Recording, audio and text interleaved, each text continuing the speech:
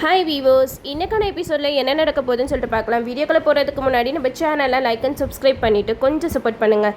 வாங்க இப்போ வீடியோக்குள்ளே போகலாம். சந்திராவுக்கு கார்த்தி இந்த மண்டபத்துக்கு வந்தது சுத்தமாக பிடிக்கவே இல்லை. அதனால சிவனாண்டிக்கு ஃபோன் பண்ணி சொல்கிறாங்க, இங்கே பாருங்கள், அந்த கார்த்தி பையன் இந்த மண்டபத்துக்குள்ளே வரமாட்டான் நான் நினச்சிட்டு இருந்தேன்.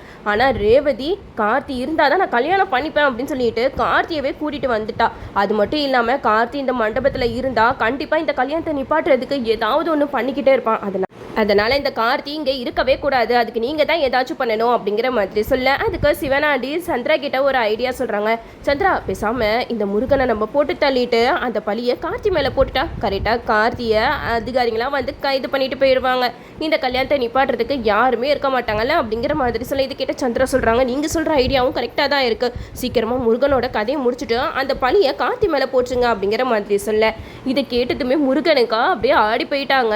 என்னடா இது, இவங்க கிட்ட நம்மளுக்கு பாதுகாப்பு கிடைக்கும் அப்படின்னு சொல்லிட்டு இவங்க கிட்ட நம்ம வந்து நின்றுட்டு இருந்தா கடைசியில் நம்மளையே போட்டு தள்ளிட்டு அந்த பழியை கார்த்தி மேலே போட போகிறாங்களா? இவங்கெல்லாம் லேஸ்பட்ட ஆள் கிடையவே கிடையாது, இவங்க கிட்ட நம்ம ரொம்பவே ஜாக்கிரதையாக இருக்கணும் அப்படின்னு சொல்லிட்டு முருகன் கார்த்திக்கு கால் பண்ணி எல்லா விஷயத்தையுமே சொல்கிறாங்க. இது மாதிரி நான் முருகன் பேசுகிறேன், நான் சிவனாண்டியோட கஸ்டடியில் தான் இருக்கேன். அது மட்டும் இல்லாமல் சிவனாண்டி என்னைய கொலை பண்ணிவிட்டு அந்த பழியை உங்கள் மேலே போடுறதா பேசிக்கிட்டு இருக்காங்க.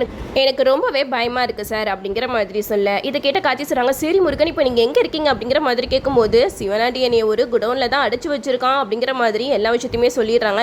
உடனே கார்த்தியும் நம்ம முருகனை தேடி ஓடி வராங்க. இந்த சைடு முருகன் வந்து சிவனாண்டி கிட்டேருந்து எப்படியாவது தப்பிச்சாக்கணும் அப்படின்னு சொல்லிட்டு அங்கேருந்து தப்பிச்சு போகிறாங்க. கடைசியில் ஒரு இடத்துல ஒழிஞ்சிட்டு இருக்கும்போது சிவனாண்டி முருகனை போட்டு பிடிச்சிடுறாங்க. ஆனால் அவங்க கிட்ட இருந்து எப்படியோ தப்பிச்சு ஓட ஒரு பக்கம் கார்த்தி முருகனை தேடிக்கிட்டு இருக்க, இவங்க எல்லாருமே சுற்றி சுற்றி முருகனை தான் தேடிட்டு இருக்காங்க. கார்த்தியோட டிக்கிலேயே நம்ம முருகன் வந்து ஒழிஞ்சுக்கிறாங்க. அது தெரியாமல் கார்த்தி மண்டபத்துக்கு கார் எடுத்துகிட்டு போயிடுறாங்க. இந்த சைடு நம்ம முருகன் டிக்கியில் ஒழிஞ்சதை பார்த்த சிவனாண்டி வந்து அந்த டிக்கியை திறந்து பார்க்குறாங்க. அப்போ முருகன் இருக்கான். முருகனை தூக்கிட்டு போயிட்டு ஒரு குடோன்குள்ளே அடிச்சு வச்சிடுறாங்க. அப்போ சந்திரா ஃபோன் பண்ணுறாங்க, என்ன நான் சொன்ன மாதிரி நடந்ததா அப்படிங்கிற மாதிரி கேட்க, அதுக்கு சிவனாண்டி சொல்கிறாங்க, இல்லை சந்திரா, நம்மளோட பிளான் தெரிஞ்ச அந்த முருகன் அங்கே குடோன்ல இருந்து தப்பிச்சு ஓட பார்த்தா நல்ல வேலை நாங்கள் அவனை பிடிச்சி மறுபடியும் குடோன்லேயே அடைச்சி வச்சிட்டோம் அப்படிங்கிற மாதிரி சொல்ல, இதை கேட்ட சந்திரா சொல்கிறாங்க, இங்கே பாருங்க, நீங்கள் என்ன பண்ணுவீங்களோ ஏது பண்ணுவீங்களோ எனக்கு தெரியாது, முதல்ல அவனோட கதையை முடிச்சிருங்க. அவனோட கதையை முடிச்சா மட்டும்தான் ரேவதி மருது கல்யாணம் நடக்கும். அப்படி இல்லை இந்த கல்யாணமே நடக்காது. ஏன்னா கார்த்திக்கு இப்போ இருக்கிற ஒரே ஆதாரம் அந்த முருகன் தான். அந்த முருகனை தேடி கண்டுபிடிச்சி மண்டபத்துக்கு கூட்டிகிட்டு வந்துட்டா அவ்வளவு தான், அந்த மருதோட எல்லா விஷயமும் அக்காவுக்கு தெரிய வரும். அப்புறம் அக்கா இந்த கல்யாணமே வேண்டாம், இந்த கல்யாணத்தை நிறுத்திடணும்னு சொல்லிட்டு அக்காவே அந்த மருதை போலீஸில் பிடிச்சி கொடுத்தாலும் பிடிச்சி கொடுத்துருவா அப்படின்னு சந்திரா வந்து சிவனாண்டி கிட்ட சொல்ல, இதை கேட்ட சிவனாண்டி சொல்கிறாங்க, சரி சந்திரா, நான் சீக்கிரமாக வேலையை முடிக்கிறேன் அப்படின்னு சொல்லிட்டு நம்ம சிவனாண்டியும் முருகனுடைய கதையை முடிக்கிறதுக்காக போகிறாங்க. ஒரு பக்கம் நம்ம கார்த்திக்கும் மனசெல்லாம் ஒரு மாதிரியாக இருக்கு. அதிகாரிங்களுக்கு ஃபோன் பண்ணி சொல்கிறாங்க, இந்த மாதிரி முருகன் எனக்கு தான் ஃபோன் பண்ணி பேசினான். அது மட்டும் இல்லாமல் சிவனாண்டியோட கஸ்டடியில் இருக்கிற அவனை சிவனாண்டி போட்டு தள்ள போகிறதாகவும் அந்த பழியை என் மேலே போட போகிறதாகவும் முருகன் என்கிட்ட சொன்னான். இதை கேட்டுட்டு நான் முருகனை தேடி போனேன். ஆனால் அந்த இடத்துல முருகன் எங்கே இருக்கானே தெரியல. முருகனோட உயிருக்கு ஆபத்து, சீக்கிரமாகவே அவனை கண்டுபிடிக்கணும் சார் அப்படிங்கிற மாதிரி அதிகாரிங்க கிட்டலாம் சொல்ல, அதிகாரிங்கெல்லாம் ஓடி வந்துடுறாங்க. ஒரு பக்கம் முருகனை கூர்மையான ஆயுதத்தில் சிவனாண்டி அப்படியே குத்தலான்னு போகிறாங்க. ஆனால் எப்படி தான் நம்ம கார்த்தி வந்தாருன்னு தெரியல. நம்ம கார்த்தி மாதம் என்ட்ரி கொடுத்து அந்த ஆயுதத்தை பிடிச்சி சிவனாண்டி முத்துவில் 2 பேரையும் அடி நடிச்சு முருகனை காப்பாற்றிடுறாங்கன்னே சொல்லலாம். ஏன்னா இப்போ முருகனோட கதையை முடிச்சுட்டா அப்புறம் நம்ம கார்த்திக்கு எந்த ஒரு ஆதாரமுமே இருக்காது. ஏன்னா இப்போ முருகன் தான் ஒரு ஸ்ட்ராங்கான எவிடன்ஸ். கல்யாணம் நடக்க போது இந்த நேரத்தில் முருகனோட கதையை முடிச்சுட்டாங்கன்னா அவ்வளோதான், நம்ம கார்த்தினால எந்த ஒரு உண்மையும் நிரூபிக்க முடியாது. அதனால கண்டிப்பாக நம்ம கார்த்தி வந்து முருகனை சாக விட மாட்டார். முருகனை காப்பாற்றி கடைசியில் மண்டபத்துக்கு கூட்டிகிட்டு போவாங்க. அப்போ தான் முருகன் கார்த்திகிட்ட சொல்லுவாங்க, சார் இது எல்லாமே நான் பண்ண பாவம் தான் சார், நான் செஞ்ச பாவத்தினால தான் எனக்கு இப்படி ஒரு தண்டனை. அதுக்கு பிராயச்சித்தமாக கண்டிப்பாக ரேவதியோட வாழ்க்கையை நான் காப்பாற்றியே ஆவேன். அந்த முருகன் லேஸ்பட்ட ஆள் கிடையாது, அவன் பெரிய அயோக்கியம் சார். அவனால் எத்தனை பொண்ணுங்களோட வாழ்க்கை வீணாக போயிருக்கு தெரியுமா, அதுக்கு நானும் உடந்தையா இருக்கேன் அப்படின்னு நினைக்கும் போது எனக்கே அசிங்கமாக இருக்குது சார் அப்படிங்கிற மாதிரி சொல்ல, இதை கேட்ட கார்த்தி சொல்கிறாங்க, எப்படியோ முருகன் கடைசி நேரத்தில் நீங்கள் மனசு மாறினீங்களே, எனக்கு அதுவே போதும் அப்படிங்கிற மாதிரி சொல்ல, அதுக்கு முருகன் சொல்கிறாங்க, நான் சிவனாண்டியை நம்பினதுக்கு பதிலாக நான் உங்களை நம்பியிருக்கணும். சிவனாண்டி இன்னும் கொஞ்சம் நேரம் விட்டு இருந்தால் என்னோட கதையவே போட்டு தள்ளியிருப்பான். நல்ல வேலை சார், நீங்கள் நான் பண்ண விஷயத்தெல்லாம் மறந்துட்டு என்னைய காப்பாற்றிருக்கீங்க. கண்டிப்பாக நான் எல்லா விஷயத்தையுமே ஆதாரத்தோட நிரூபிக்க தான் போகிறேன் அப்படின்னு சொல்லிட்டு நம்ம கார்த்தி முருகன் 2 பேருமே மண்டபத்துக்கு வராங்க. இந்த சைடு நம்ம சிவனாண்டிக்கு சந்திரா கால் பண்ணிக்கிட்டே இருக்காங்க. ஆனால் சிவனாண்டியோட கால் வந்து ரிங் ஆகுது.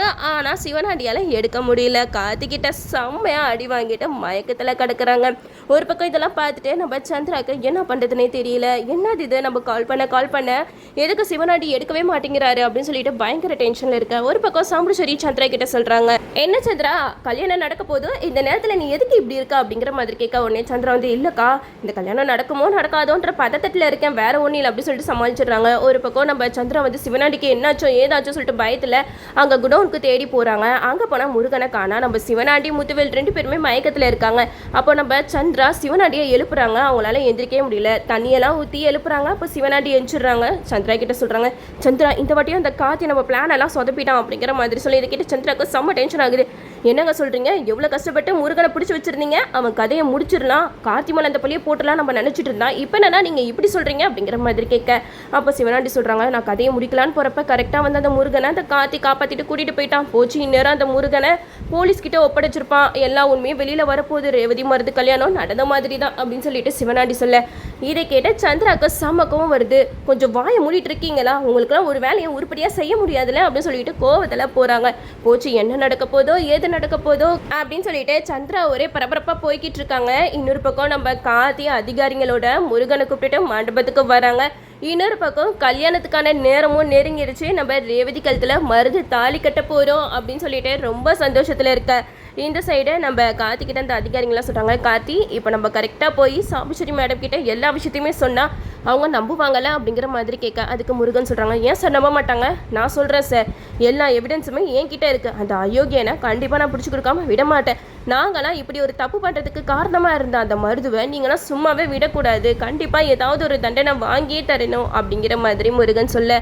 இதை கேட்டால் அதிகாரிங்களும் சொல்கிறாங்க, நல்ல வேலை முருகன், நீங்கள் இப்போ அப்ரூவலாக மாறினது தான் எங்களுக்கு கிடைச்ச பெரிய எவிடன்ஸை, இதுவே போதும், இதை வச்சு நாங்கள் எப்படியாவது அந்த 2 பிரிச்சிடலாம் அப்படின்னு சொல்லிட்டு எல்லாருமே மண்டபத்துக்குள்ளே போகிறாங்க. அப்போ சந்திரா ஒரே படப்படன்னு இருக்கு. அப்போ சாம்புஸ்வரி கேட்குறாங்க, என்ன சந்திரா ஏன் ஒரு மாதிரி இருக்கா அப்படிங்கிற மாதிரி கேட்க. அதுக்கு நம்ம சந்திரா சொல்கிறாங்க, அங்கே பாரு அவன் யாரோட வரானு அப்படின்னு சொல்லிட்டு நம்ம சாம்புஸ்வரி கிட்ட சொல்கிறாங்க. சாம்புஸ்வரி அதிகாரிகளெல்லாம் பார்த்துட்டு பயங்கரமாக டென்ஷன் ஆகுறாங்க.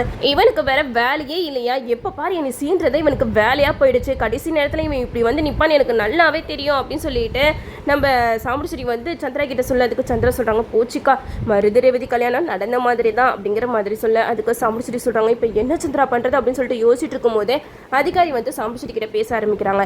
மேடம் நாங்கள் இந்த மாப்பிள்ளையை அரெஸ்ட் பண்ணியே ஆகணும் அப்படிங்கிற மாதிரி சொல்ல. அதை கேட்ட சாம்புஸ்வரி சொல்கிறாங்க, ஏன் சார் வரவங்களாம் அவரை அரெஸ்ட் பண்ணணும் வரீங்க, நீங்களும் அந்த கார்த்தி பேச்சு கேட்டுட்டு ஏதாவது போய் கேஸ் போடலான்னு பார்க்குறீங்களா அப்படிங்கிற மாதிரி சொல்ல. இதை கேட்டால் அதிகாரி சிரிக்கிறாங்க. மேடம் அங்கே உட்காந்துருக்கானே மருது, அவன் சரியான ஃப்ராடு, நிறைய பொண்ணுங்களை வீடியோ எடுத்து பிளாக்மெயில் பண்ணி எத்தனை பொண்ணுங்களோட வாழ்க்கையை அழிச்சிருக்கான் தெரியுமா, அதுக்கான ஆதாரமும் எங்ககிட்ட இருக்குது. கார்த்தி ஏற்கனவே ஆதாரத்தெல்லாம் கலெக்ட் பண்ணாரு, ஆனால் அந்த மருது அந்த மீனான்ற பொண்ணை மிரட்டினால கார்த்தி எல்லா ஆதாரத்தையுமே மருதுகிட்டே கொடுத்துட்டாரு. இவ்வளோ நாளாக நாங்கள் இவனை தான் தேடிக்கிட்டு இருந்தோம், நல்ல வேலை கார்த்தியோட ஹெல்ப் மட்டும் இல்லைனா எங்களால் இவனை கண்டுபிடிச்சிருக்கவே முடியாது அப்படின்னு சொல்லிட்டு முருகனை சாட்சியாக பேச வைக்கிறாங்க.